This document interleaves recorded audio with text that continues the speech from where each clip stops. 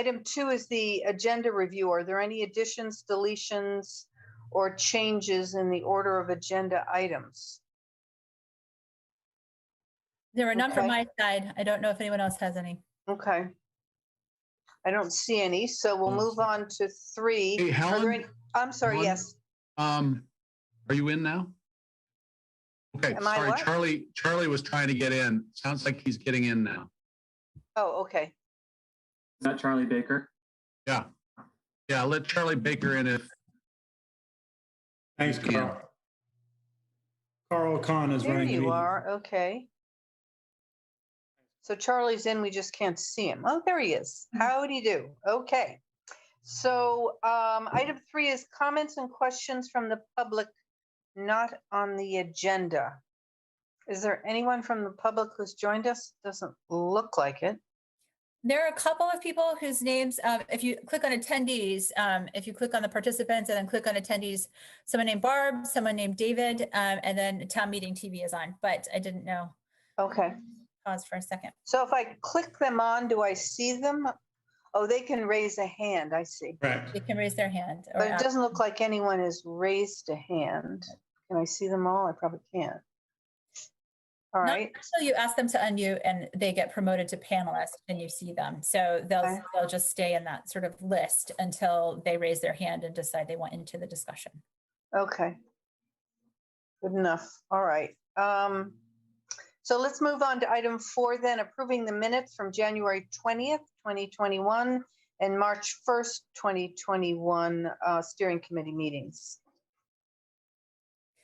Do I have a motion to approve? Bridget? Helen, I had small changes to them. There were just some slight inaccuracies. For example, in the January one, where we talked about what the expected increase in the expense budget was, there was supposedly a decrease in spending. It was confusing the way the thing was worded. I sent those small changes to Kevin earlier today. I sent them to Delina, but I copied Kevin on them. So I don't think we necessarily need to go through them bit by bit. They don't really change the substance of the minutes, but they were sort of little small changes. Okay. Are people okay with just approving the little small changes without seeing them? Okay. I'm fine with that. Yeah. All right, so a motion to approve the 2 sets of minutes, January 20th and March 1st. So moved. Okay, Tim Barrett made a motion to approve. Is there a second? Second. Okay, and Bridget seconded. So all in favor signify by saying aye. Aye. Aye. Any opposed? All right, they are approved. So getting on to the meat of this meeting. Helen, can I stop you for 1 second? Just 1 second. I've never been introduced personally to Travia Childs, and I just wanted to say hi. And I haven't been to a school board meeting, and so I just want to make sure that I got a chance to say hi because I've never personally seen you, live before. So nice to see you. And have you met Becky? Have you met Becky? Becky, could you change your name so everybody knows who you are? You've got Delina still up. Well, I have not met Becky either, so welcome. Nor have I. But so yes, welcome to Dr. Travia Childs and Ms. Rebecca Day, who goes by Becky. They are our 2 newest board members. So Becky won the 3-year seat and Travia won the 2-year seat in the election in March. congratulations, both of you. Nice to meet you, Becky. Right. Yeah, well. All righty. Thank you. So moving David? on then to. David, Sue Allenek's trying to get into the meeting. Oh. Okay, Carl can let her in. Okay, she's Carl taking. Khan is running our meeting tonight, so we'll let her in. Okay.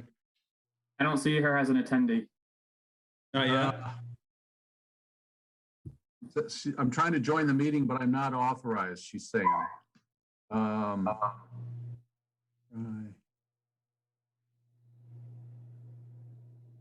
I'll tell her to try again. I have one of my staff, Eleni Churchill, is trying to get in also, but hopefully that will work in a minute. I don't see any public members, or is that, oh, Yeah, if you go down to, attendees. if you Go click to on, attendees, okay. if you click on participants. Okay, on I the got it, bottom of your okay. screen, then you'll see 15 Yep, panelists and then 4 attendees. right, okay. I told her to try it again, so Okay, Carl's watching, Kevin. thanks.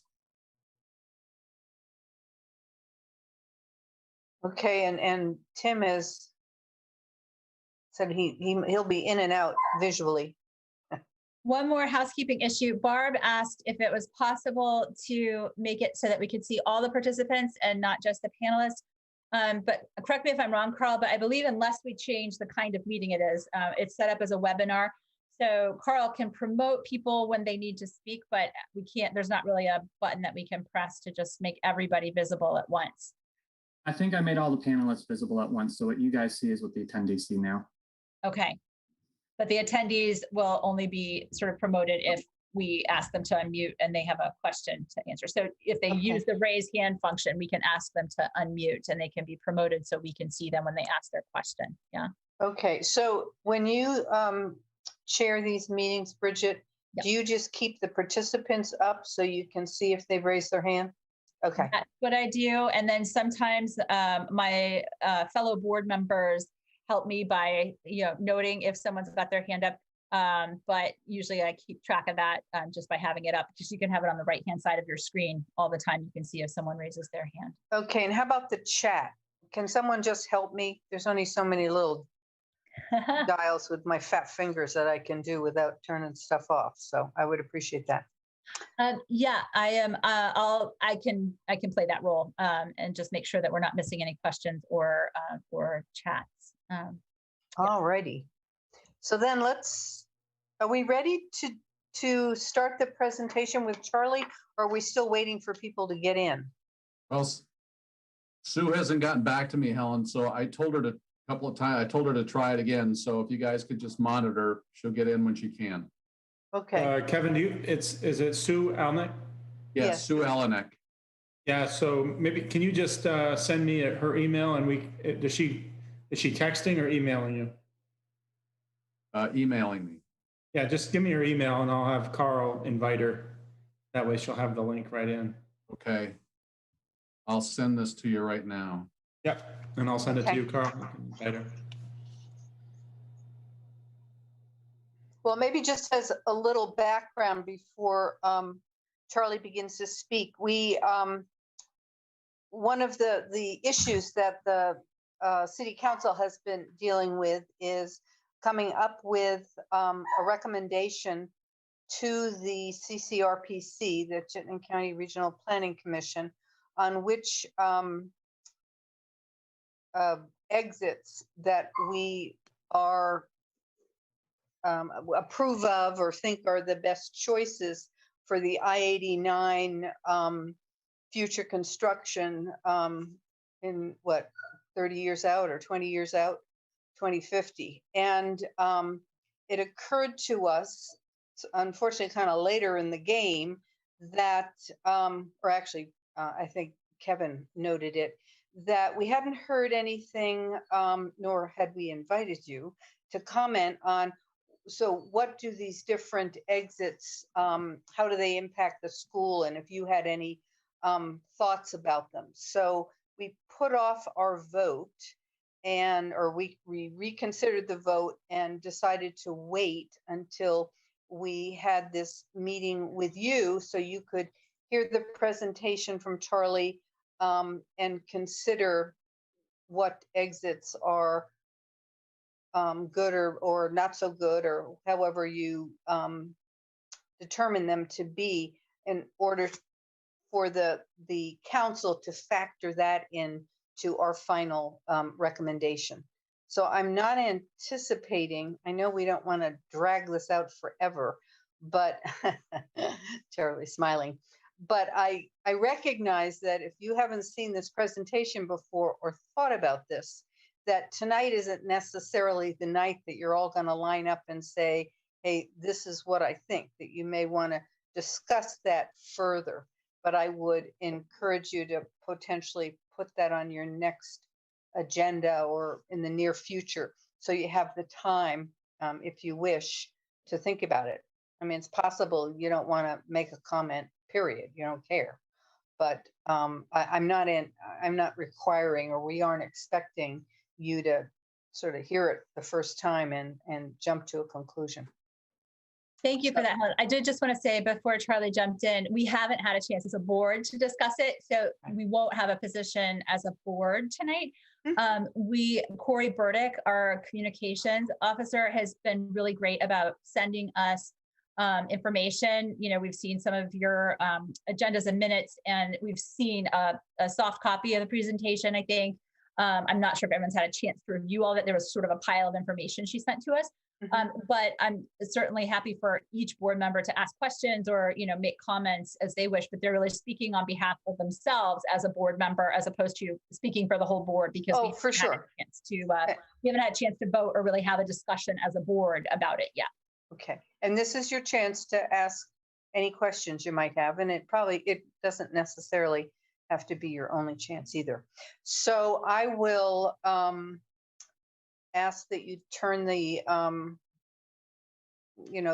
meeting over to Charlie so he can begin his presentation. And Charlie, do you want questions as you go along, or do you want to go through it and then? Yeah, sorry, I'm trying to see all your faces. I'm happy to go either way. We tried to keep this a little bit shorter. And I do want to echo all the things you just said, Helen. This is by no means is this like the last chance to provide input on this. And I am certainly happy to come back, you know, weekly, bi-weekly, monthly, whatever is helpful to you. Sorry, that's a little joke between me and the city council, I think, because it probably felt like I was there weekly over the last few months. So there is a lot, and I know that we forwarded a lot of information or through Kevin to you, and it was a lot to digest. So I'm going to give you kind of a quick summary tonight, and then we can, you know, let the conversation go where it will. Okay, great. And this is pretty similar. Oh, sorry. And if I can get this, there we go. So I'm going to just review a little bit of the process that we've gone through to date, and realizing that we are just part way through this project, and we are kind of at a point about interchanges, and to be honest with you, based on the conversation at the city council over the last couple months, we've kind of adjusted where we're at with the study. So getting a clear vote, you know, right now is not necessarily critical. And I'll kind of talk about where we are in the process here. I mentioned we did a lot of community meetings, mostly in South Burlington, but also with some underrepresented communities. We tried to do some reach out there. You know, they were probably a little bit more Burlington or other town focused than necessarily South Burlington. And also with some of the institutions as well. And then we had a big public meeting a couple weeks ago. And then I just want to spend a minute here just to kind of update. We actually are having the advisory committee meeting. The study advisory committee is meeting tomorrow morning. And what we're asking them to consider is really keeping all three interchanges alive in terms of further analysis. But we are also shifting the focus over the next few months away from the interchanges and onto, and I don't know, I've been kind of using the terminology, if the interchanges are plan B, as Helen made a reference, like, you know, they're out there some point in the future, there may be long-term investments. What do we want to do in the shorter term? What's plan A? What can we do to avoid having to spend tens of millions of dollars on an interchange? And so we're going to focus more on the shorter term, more of the transportation demand management. How do we reduce vehicle traffic in this area? And then the second bullet here is a little note that even after we're done with this study, we're going to keep tracking what is happening in this area and try to figure out what would be the appropriate point that triggers the need to move forward with a bigger investment if it's needed at all. And of course, if that kind of decision is made, that's going to most likely trigger NEPA, which is the federal process to do environmental impact statements. And certainly any big interchange investment or widening would trigger NEPA and the need for an EIS. And so, that'll be a decision that we get to with VTrans and maybe even Federal Highway about when to start that. But again, that's some number of years away. So there is nothing imminent in terms of big construction projects. And I'm just going to pause there for a second. Any questions just kind of about the process? And I apologize for being a long-range planner. I know, yeah, like 30 years away is a long time to think about. And I think one of the points about why it's so important that we're going to monitor the situation is, lots of things could happen. We could have a pandemic. We could, people could be working from home. These are just hypothetical things, right? But we also know like technology is going to change. Every day or every week, it seems like I see a new automaker is going to go all electric, and there's going to be autonomous vehicles that start to get more into that mix. What does that do to the transportation system? We really don't know. And so we really need to monitor what happens here to decide when it's time to move forward and do something different. And this is just to update you and the South Burlington City Council did have a vote on April 19th in support of 12B. It was a 3-2 vote. I understand there's some discussion about reconsidering that vote. And so they're in that process right now. And different committees from the city weighed in, the Planning Commission, the Energy Committee, the Bike Ped Committee, Economic Development Committee. I think the Natural Resources Committee also weighed in. And you can see, kind of leanings towards 13 over 12B, but some mix. And then we have a little technical committee made up of VTrans and municipalities that did support the 13. And I apologize for acronyms. Single point diamond interchange is the SPDI, if you're wondering what that is.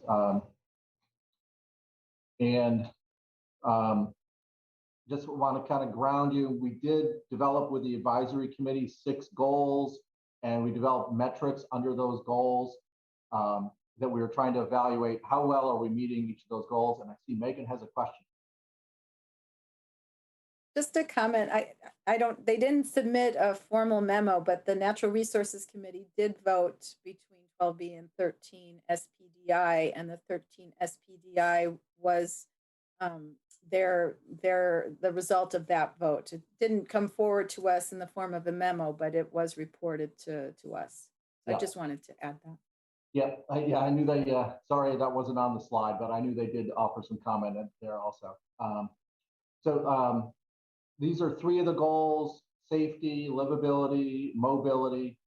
And I'm not going to read every single one of these metrics here, but then in the environment, the economy, and also maintaining the transportation system, which is really where we kind of dealt with cost issues, were the 6 goals. And you can see, I think we ended up with 20, I can't remember, 25 something metrics that we were trying to use to evaluate these interchange ideas.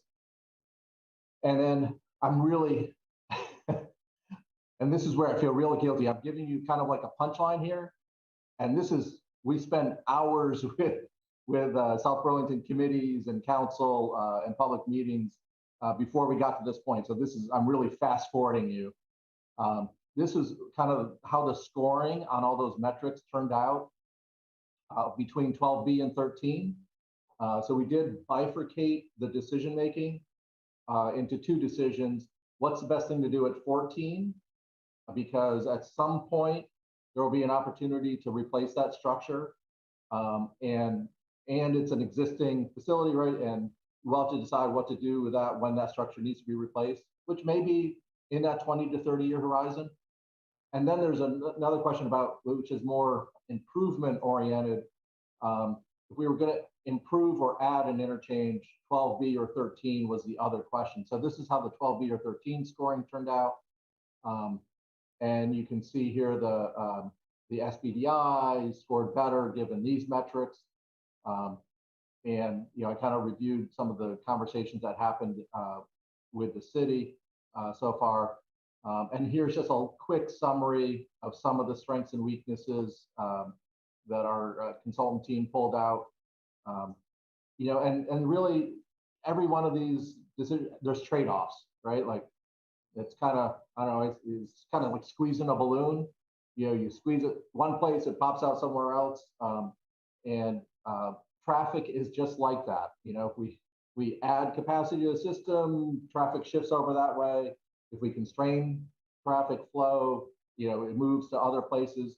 And so happy to pause here and see if you have any questions on kind of 12B or 13. And maybe I should zoom in here a little bit on, and I'm trying to see if we have Dorset Street called out here. This has the 13 SBDI has the largest percent increase on Dorset Street south of 89, so south of Kennedy. Goes up almost by a third in that area. It does reduce some traffic on Dorset Street north of Kennedy because people, instead of having to go up Dorset to get to exit 14 to get on the interstate, they would be able to get on right at 13. So there is a little bit of movement of traffic, again, redistribution of traffic. And here you see there's a 17, sorry, I don't know where that if I can get the graphic to go away, 17% reduction of traffic kind of by UMall. And it's also a pretty significant reduction of traffic at exit 14.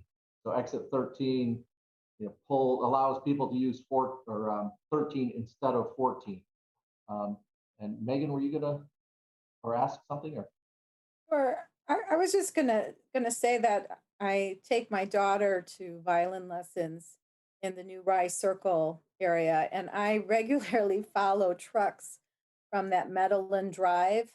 They go down Heinsberg Road, they turn left on Kennedy, they go down 189 to Route 7, and then they turn left to catch back up north to catch 89. I just want you to know that that's currently the route that those trucks take. So 12B would be good for them, right? Or 13, right? 12B would be better for Busca and all those trucks. Can I have a question, Charlie? I don't think we've ever talked about it. 1962, 63, when they built 13? Why didn't they finish it? There must have been a reason why they did a half interchange. I think if you think back to that time frame, I don't think South Burlington, sorry, I'm speculating, but if I had to guess, I would say South Burlington wasn't as developed as it is now. And so there wasn't as much need, they knew they needed to connect to Route 7. And I think that's just what they focused on. But that's I'm speculating, but I think a lot of the development, right, Kennedy Drive was, I don't know what it looked like at that time, but I'm sure it was a 2-lane road, right? If that. So that's my best guess, Matt. Yeah, and sorry, that was before my time. I should have said that. Yeah, I'm sorry, Bridget. Yeah, I was wondering, Charlie, when I had looked over some of the information that had been sent over, there were maps of these different options. And I know that takes a little bit more time, but it was helpful for me to try to visualize them a little bit. And a couple of the questions that I had related to, having looked at those maps. So I don't know if that would be helpful for other board members, but I was wondering if you have those available that you could share with us and kind of walk us through what those different options look like. Yeah, would you like to take a look at like these two interchanges? Yeah, that'd be great. All right, I'm going to scroll down. So close your eyes if you get queasy from that.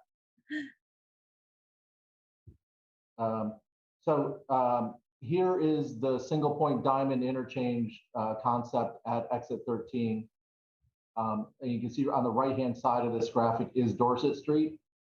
So this is kind of picking up from the light at Dorset and Kennedy and adding a light basically over where the main line at 89 is right now and removing a lot of other ramps, right? And so this would kind of bring all the traffic to this signal. We have looked at some other options, roundabouts, double roundabouts, just simple diamonds. And this did seem to function the best. But because we're putting a light on here, we would, and sorry, this is like federal highway details you may not need to know, but we probably would have to decertify this as an interstate and take it more to a state highway. So maybe it would turn into State Highway 189 or something. And I say that as a preference for the city, you know, preferably a state highway rather than a city street, right? Just in terms of maintenance and who's taking care of it and that type of thing. But this would be more of a at-grade road. I assume it would still not allow access to properties north and south. So it still would be fairly high speed, but allow us to do reconfigure this road so that it looked more like Kennedy Drive, right? More in that vein. And also allow us to bring the Kennedy Drive bike path or side path that's on the north side there, right through and along this. That's what this yellow dashed line is. So we can continue that all the way, you know, to maybe to Shelburne Road or to connect with other bike path network pieces. Can I ask a quick question about that? The yellow line, it would go over these different exit and entrance ramps. I was just trying to visualize how different that is from what we have at 14 right now, if that would be any different than what we have at the north end of Dorset Street. These are at grade crossings. So what the engineers kind of worked up was, and I don't know, again, there may be some nuance that may not be easy to see, but these curves here of this, like the ramp turns here, are much tighter than what's at exit 14 right now. So traffic would have to slow down more than it does at exit 14. And that was kind of very intentional, trying to slow down the cars and really, you know, give them the opportunity to look for a bicyclist or pedestrian at these two crossings.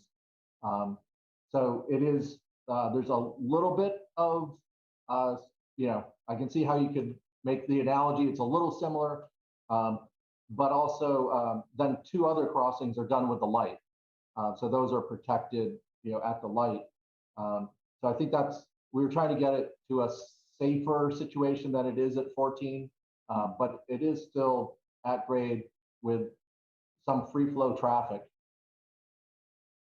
on this one side. Thank you for asking that. And I think the next slide here kind of zooms in a little bit more so you can, you know, see that a little closer. And one of the reasons this scored pretty well, not only did it take traffic out of exit 14, but it also took out a lot of existing infrastructure. So if and when that infrastructure needs to be replaced, this is a very expensive option, is, you know, around 60 million. But because VTrans, I think, was looking at it as like, oh, maybe there's some rationale here if we don't need to maintain all that old infrastructure, we're just replacing it or replacing it with this new design instead of the old, you know, bridges and culverts and everything that are there now, right? Because actually we'd be talking about getting rid of this whole southerly barrel of 189. Like that could either, you know, go back to natural resources. Maybe some of that property could be used for a park and ride or some other uses. But any more questions on the SBDI at 13? Okay.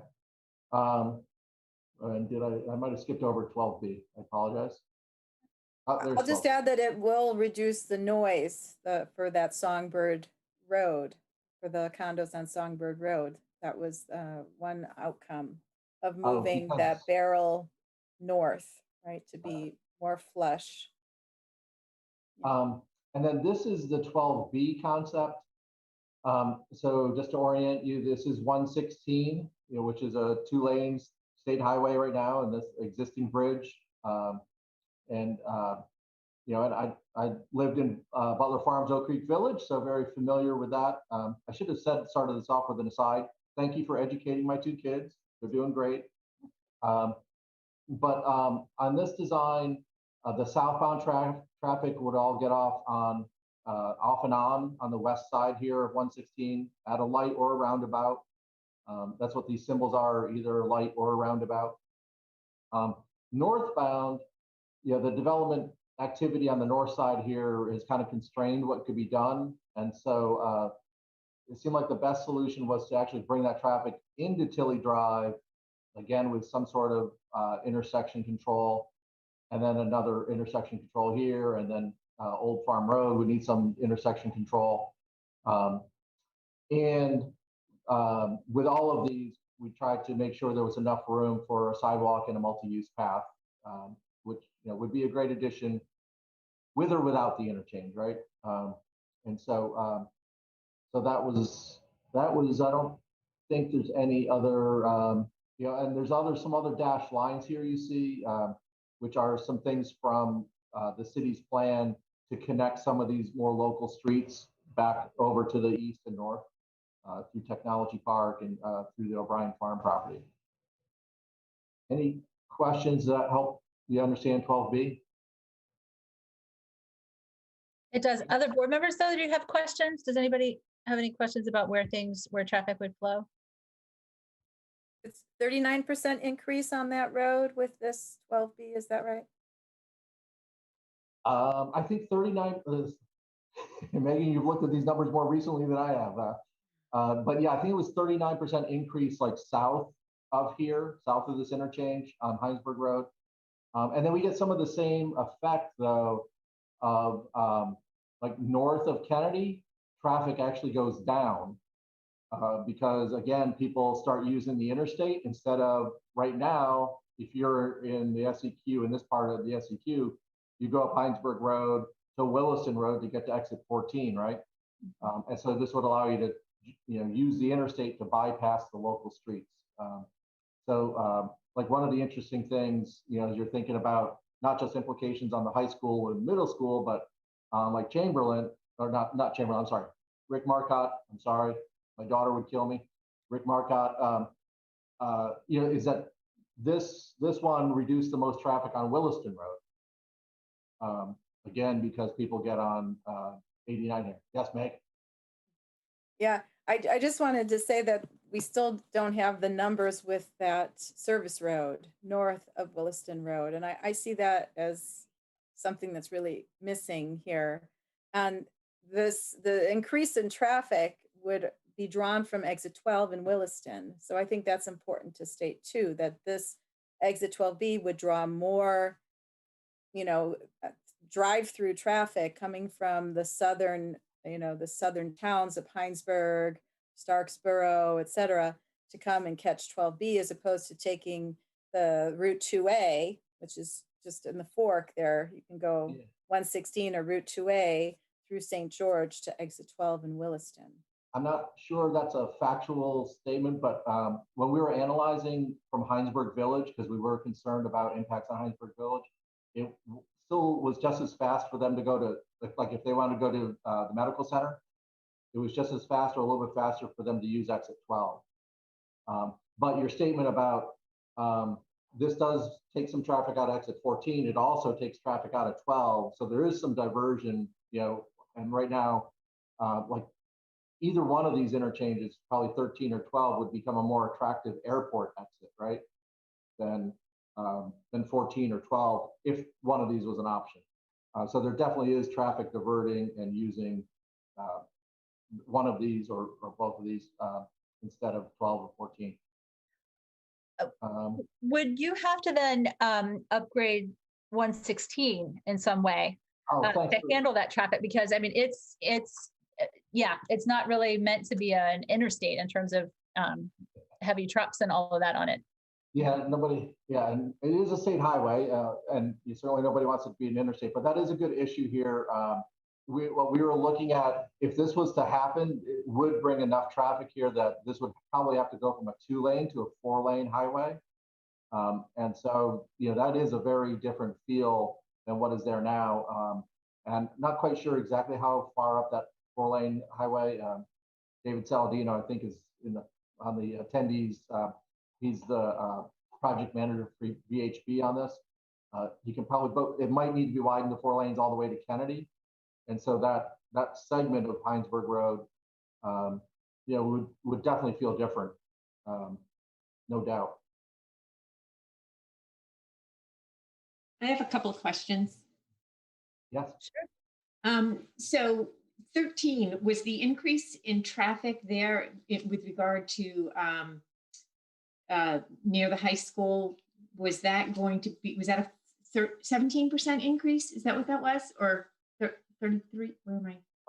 It was a 17. We're giving you a number by the mall. Actually, hold on a sec. I think I have another graphic that might be more helpful. Find it. Are you able to see that? No. You're not able to see that, are you? Oh, we saw it. We saw it. Yeah. We lost it. And Now now it's we don't. gone. Nobody said it fast enough. I'm sorry. Okay, sorry. Here was a little graphic that we thought you might ask some questions about what happened around this location. And so the little boxes here kind of give you a sense of impact from 12B and from 13, single point diamond interchange. So north of Kennedy and Dorset, traffic at all times of day go down a little bit, you know, a few percent with 13, and with 12B they would go up a little bit, maybe. And then Kennedy, 12B decreases traffic most of the day, but there's a little increase in the PM peak. With 13, traffic would increase on Kennedy by somewhat significant, you know, 10 to 15%, depending on time of day. I mentioned Dorset Street south of the intersection. This is where exit 13 has a huge impact, big increases. And this is a little bit similar to what happens on Heinsberg Road south of the interchange. And you can imagine if this was the only interchange for the whole SEQ, right, people would be coming from both east and west areas to get to this area, and from Shelburne, et cetera. So there's increases in the 30 percentile range for 13, small increases 2, 3, 5% for 12B. And then on 189, 12B has significant decreases in volumes, and the exit 13 here has like traffic more than doubles on 189 with this full interchange. And again, yeah, so is that helpful? Yeah. Can I ask another question that's indirectly related in terms of development future around these interchanges or these exits? So which exit, I think I could figure it out, but 12B or 13 is actually going to have the capacity to, in terms of the land around it, develop into residential versus commercial or business or whatever, in terms of being able to bring a more, you know, more people into the community, either working or living or what have you. Which one is going to have the greater impact? I will do my best. You know, don't put or crucify me 20 or 30 years from now if I'm wrong. But from what our analysis was, there isn't as much developable land around 13 as there is around 12B. And so, and we actually had a little panel of experts. Paul Connor was part of that, but also some developers to say, like, you know, what would one of these interchanges actually be an inducement to develop more in that area? 13, not so much. Maybe, you know, there just isn't a lot more area around 13. 12B, a little bit more. I was like, I can't remember the exact number, might have been 5% something increase in land development around that area. So that we did think that that would spur some additional growth beyond what is already projected. So we also have some significant growth projected for South Burlington, you know, kind of consistent with what's been happening and the zoning that exists today. Of course, that can change, which is another reason we should monitor what happens, because that will be another area of change. What happens with land development in the city? I'm sorry, Megan, I missed your hand up for a while there. Yeah, thanks.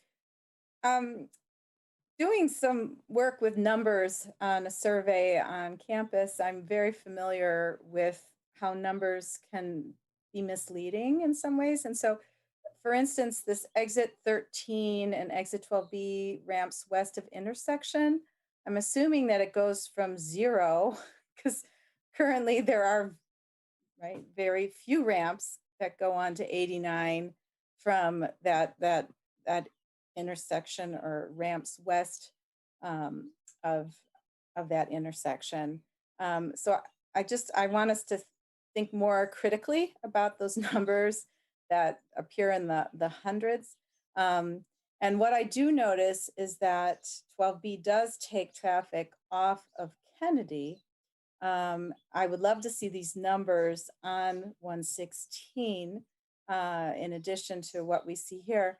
But just looking at the exit 13 SPDI and exit 12B for Dorset north of intersection, it doesn't seem to get close to the 17% reduction. Is that because it's further north where we see that reduction? Yes. Yeah. Okay. Yeah, it was up by the U Mall where there was a more significant reduction. And that also, there's other things happening, right? That like we have Garden Street getting completed in there, so that could have been part of that factor as well. So just to think, as everybody knows this Dorset Street situation quite well, that people will no longer turn left out of U Mall, as I recall David telling us. They won't be turning left out of U Mall to go catch exit 14. They might be turning right instead, and that would reduce that backup that goes all the way, almost to the high school, actually, when it's that rush hour traffic in the afternoon, where I am one of those people. I avoid Dorset Street at that time. So I think that's, the numbers don't tell the whole story. And I think it would be more useful to think about wait times, or, the actual backup that occurs on Dorset Street there. So looking further north of there, what that decrease of 17%, what that means is that you will no longer have that backup going all the way to the high school at about 3:30, at about the time that school lets out, until 4:30 or so. Can you see this graphic? Yes, we can see it. I'm going to try to zoom in a little bit, and I'm trying to be a little responsive to Megan's points. So this is actually, oops, I kind of skipped over the change in delay is on this. I think we sent this set of series of maps to you, and it's delay, the volume to capacity, which is a little bit more engineering look at it, and then just traffic volumes. And so, yeah, if you want to look at these maps a little bit more closely, and we're certainly happy to have the consultant come in and talk to you more deeply about this. And one of the things, like here's 12B, and I think Megan's kind of brought this up a couple of times. You can see like this part of Heinsberg Road, which is what this is. So this is 89, right? You can see this getting like pretty dark red. So there's a major increase in traffic there. Major increase of traffic on this section of 89. And so, and still some increases right around 14 still. So there definitely are things that move, but then you can also see like some greens here. That's where traffic decreases on Heinsberg Road north of Kennedy. And you can see green on Williston Road. I've made a reference to this earlier. And then if I scroll down, I'm going to skip over the 13 hybrid. The 13 SPDI, you can see heavier increases on 89, but significant decreases on Dorset, north of Kennedy, significant increases in traffic south of Kennedy on Dorset. And yeah, Megan, to your point, yeah, there's like kind of an uptick of traffic right west of the interchange, but then decrease on the rest of 189. So it is worth looking at the whole picture if you can get your head around it. Yeah. And because whenever I look at this stuff, I'm like, there's just a lot of squeezing of balloons. There's pluses and minuses going on all over the place. And definitely some concern about, where we're at with capacity, again, on 89 with SPDI as well. And the first series shows more of the delay. So, some increases in delay around a new interchange. And I'm sure the same thing happened in 12B. That's a good question, Charlie. Yeah, Tom. So a point that's been raised a couple of times is this has been presented as an either or, but I really feel that now you started the conversation by looking at these as future infrastructure improvements to address the needs of Vermont for 2050 and then beyond.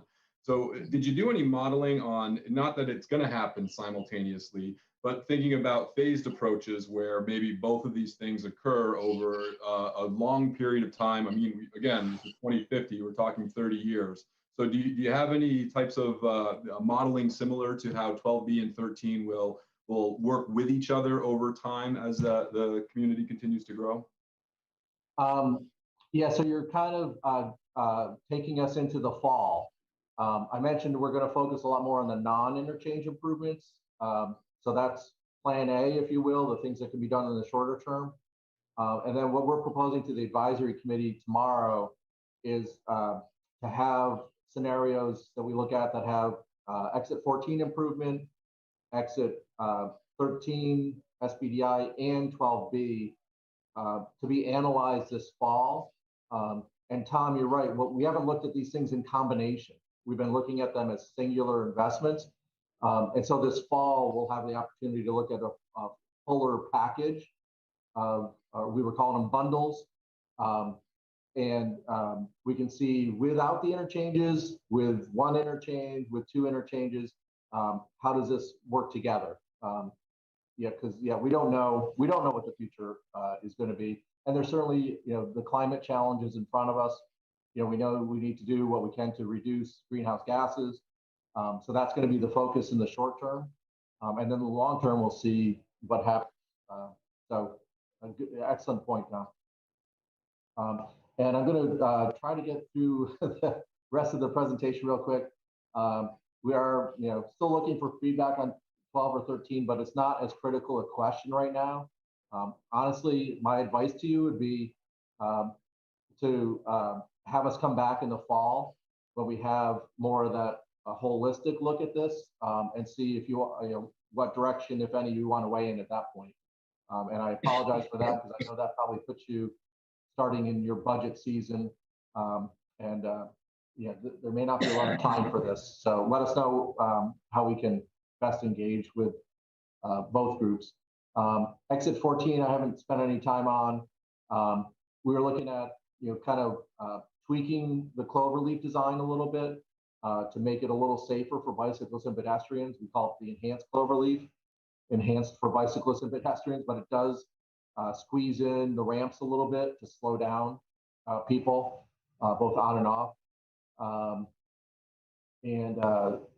The diverging diamond, is a totally different design that scored slightly better. It also reduces capacity the most at exit 14.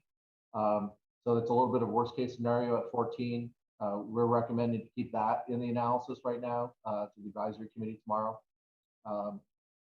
And again, we have the same maps that you saw for 12B and 13 on 14. Do you want to see the 14 designs or walk through those? I would love to see them just briefly. I'm not sure if other board members have had a chance to look at them. They're obviously less impactful directly on the high school, middle school, but they're important too. Yeah, so here's the diverging diamond idea. So this is exit 14, right?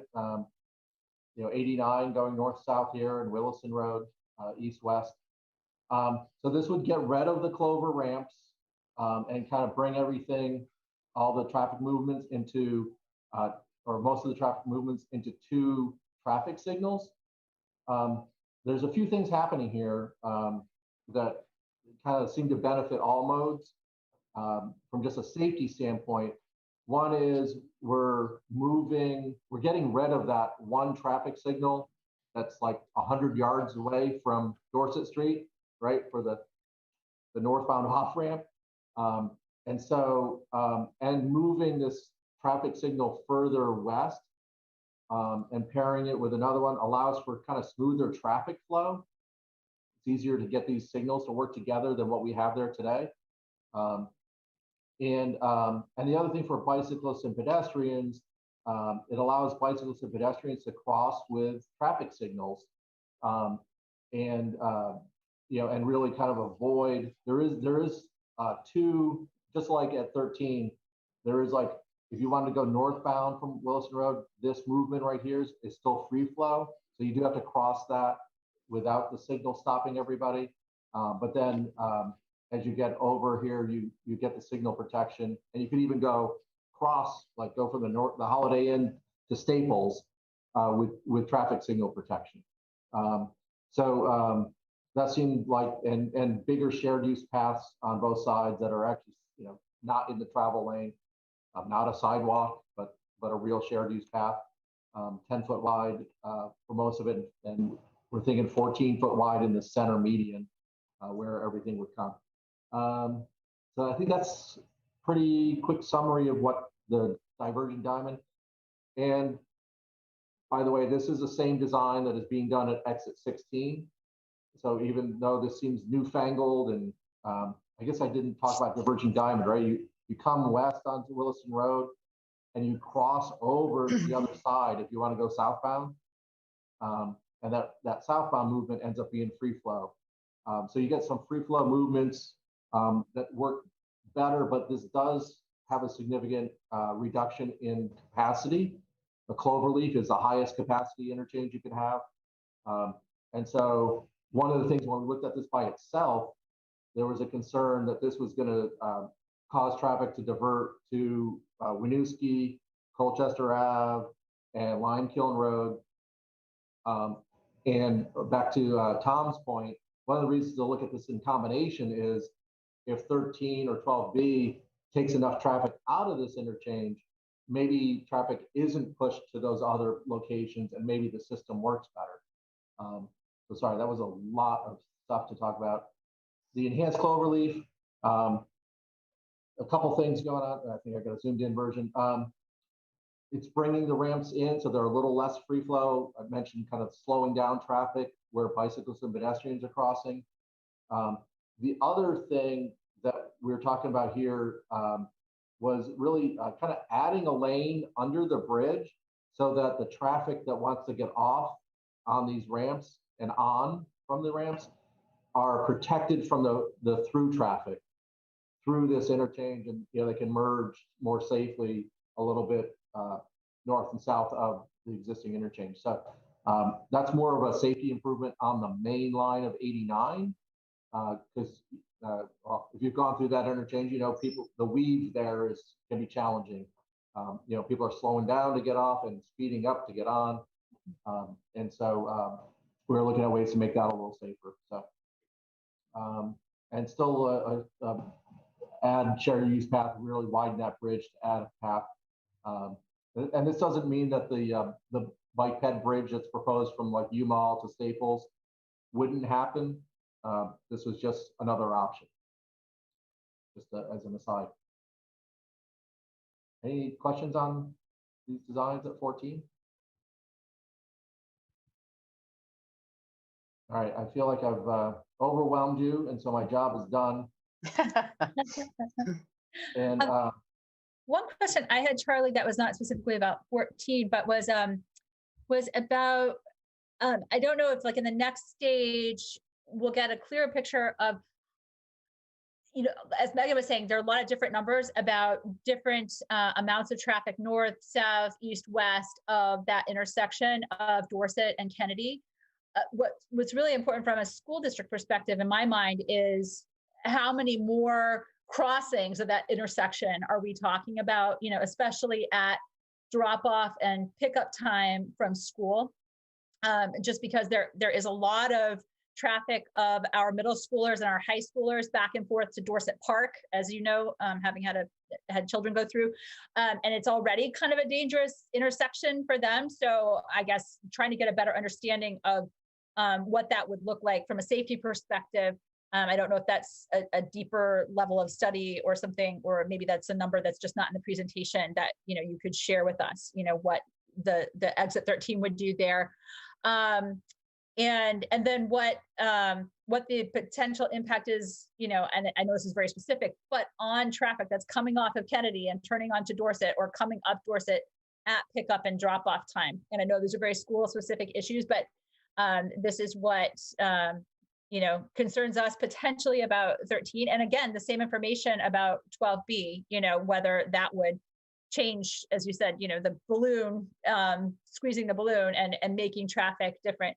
I have to say it's challenging because I live in Butler Farm, Oak Creek Village now, and seeing that traffic on Heinsberg Road, on a personal level is challenging. But then from a school perspective, the obvious impact would be from potentially exit 13 right there at that intersection, which is already challenging. The other thing that I'm not sure, I'm sure you probably do at this stage, that the school district will be moving offices, central office into 575 Dorset Street when the city moves its offices to the new City Hall library on Market Street. And so there will be I'm assuming there's going to be increased traffic for our staff, back and forth across that intersection at various times of day throughout the school year as well. So really traffic right at that intersection and understanding that better and what those potential pedestrian and bike conflicts are with traffic coming on and off of Kennedy Drive right there at 13 was what sprung to mind for me at first. Other questions from board members? Yeah, I'm glad to, and I kind of took notes on, issues that we should look at more closely for the fall when we come back to. That's very helpful to us, so thank you. Yeah, I also just wanted to mention, and again, I'm sure you've looked at this, but emergency services right there at the corner of Dorset and Kennedy, that can be challenging already at pickup or drop off time if there's a lot of traffic just from school use at that intersection. And I wondered how their ability to get in and out would be impacted by any of these options.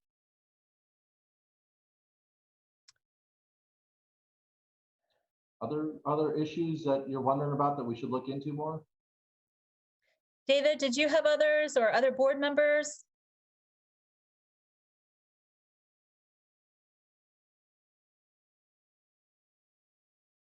Bridget, I think you hit on some important ones from my perspective. I don't, again, I think as Bridget said, we haven't had as thorough opportunity to review these. As she said, Corey did share, and they are available to us. So again, I too echo a little bit of the concern related to increased load on Dorset Street, specifically south of Dorset and Kennedy. Again, in the near proximity of the high school, middle school campus. Again, I think important for people to know, we have over 1,600, students and staff on that site. And it is problematic there. And certainly I see that 13 may help some flow there, but still that south of the Kennedy Dorset is problematic, particularly in the morning around drop-off time when we're getting kids to and from campus. Again, Rick Marcotte does have to access through that intersection from south of Kennedy Drive. And, there's things that people don't often take into consideration. Dorset, up to Dorset Park has a pretty significant elevation change. And in the winter months when things are, again, our road crew does a great job, but there are some times where you pop up just down coming off of Dorset Park. And if you come down that and cars are stopped there, there's many, many occasions where we have some accidents there. Bridget did address a lot of again, I don't know how many of you, obviously city folks know, but how many times our fire department and rescue are deployed out of there. Our high school and middle school will tell you pretty regularly in and out. And I worry about that intersection again, south. you indicated about a 33% increase in flow there on that. So that's a concern for me. I would say I don't know enough about how you're flowing the bike and pedestrian traffic, but right now, if you're a mom or dad wanting to send your child to school, which is what we want to promote, it seems to me that that interchange, Dorset and Kennedy or south of Kennedy seems to be like, I probably would say I don't really want my kids to be traveling there because it's going to get further busy. Again, that's not to say that, we have a lot of conscientious drivers, but the more load you put on there, I can get a little bit concerned. Yeah, and currently, just that intersection south of Kennedy Drive backs up all the way, sometime all the way back to Swift Street, and will clog that totally down. And so I definitely see that maybe getting worse from what I'm seeing. In general, again, I don't know all of the ins and outs from I think my perspective on the school side. Anything that can help divert some activity away from the Dorset Kennedy area would be helpful. And as many of you know, that can get really problematic there. And again, right now, I don't know when this was studied. I'm sure, knowing Charlie, it's been studied for a long time. So we know that the U-Mall is not in full capacity right now. We know that pandemic. So I imagine these numbers are probably a little bit dated, maybe, or not up to speed with current numbers, because probably the best numbers you have are about 2 years ago, probably. I don't know. Yeah, and I think they're probably even a few years older than that, like pre-pandemic. And yeah, so, and that's why I can't overemphasize the notion of we're going to need to keep monitoring what's happening to see, how things evolve. Helpful information, Charlie. Thanks for walking us through it. That's all I have. There's a question. Now, can I get to it? That Brian had. His voice isn't working, so let me read it to you if I can get back to it. It said, he said, my question is sort of a follow-on to Megan's last comment. I don't really know what percentage increases in traffic will mean to Heinsberg Road south of Kennedy and to Dorset south of Kennedy. Is traffic a big issue there now, comparable to Dorset by U-Mall, Williston, and Kennedy, which I know better? Yeah, that's good. And honestly, we probably have some numbers. I don't know that it would put it in context. We'll look at this more robustly for the fall and come back with some better answers for you. And I think that's a good question. Like, a 30% increase on 100 cars is a lot different than a 30% increase on 1,000 cars, right? If that's the point you're making. And, and is it congested now? That makes a difference if it's a 30% increase. But if it's not congested now, 30% increase isn't a big deal, right? Although I think both locations have some congestion. So we'll try to look at some different ways to express that story and help humanize our engineering analysis. So I appreciate the question and these thoughts. And do feel free, however you want to communicate to me. David and Kevin have my email, and you're certainly welcome. Email or text me anytime. Happy to take any more input whenever you think about it. So, I think another issue that is so hard to predict, and so that's why you do need to keep monitoring this, is that housing growth in South Burlington will not be stopping for the next 50 years.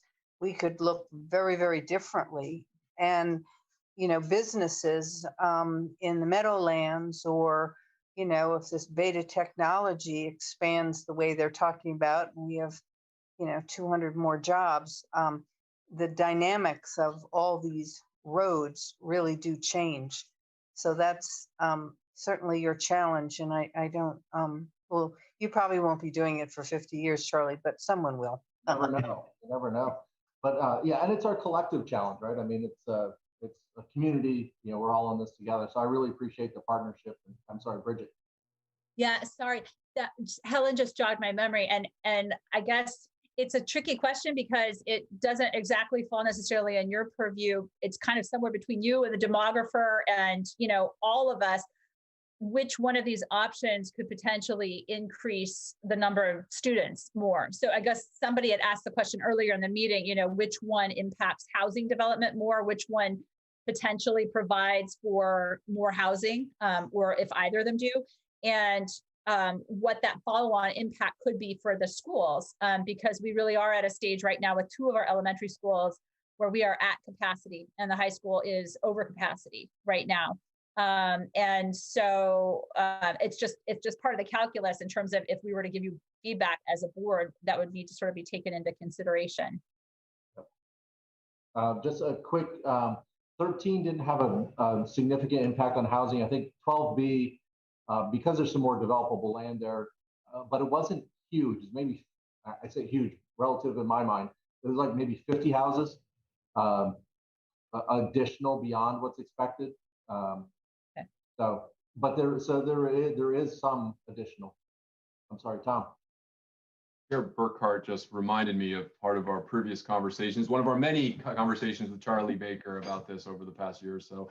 I think in one of the most recent discussions, Councilor Emery, you were raising the notion of, in the arguments against 12B, about rezoning those lands to allow for more housing and density and so on. Right now, it's all tech park, and so it's all industrial, and there is no housing. I don't know if there's no housing permitted or so on, but I'm wondering, Chair Burkhart, if that notion would factor into the school board's thoughts if 12B didn't go in there, and then the city changed what we have had zoned for many years for both sides of the interstate right there to allow for a great deal of housing. It seems like that could exacerbate the concern that, or I don't know about concern, but it could definitely address some of what you were just touching upon. Yeah, I mean, obviously any changes in zoning or, would have some impact on what potential capacity needs for the district would be.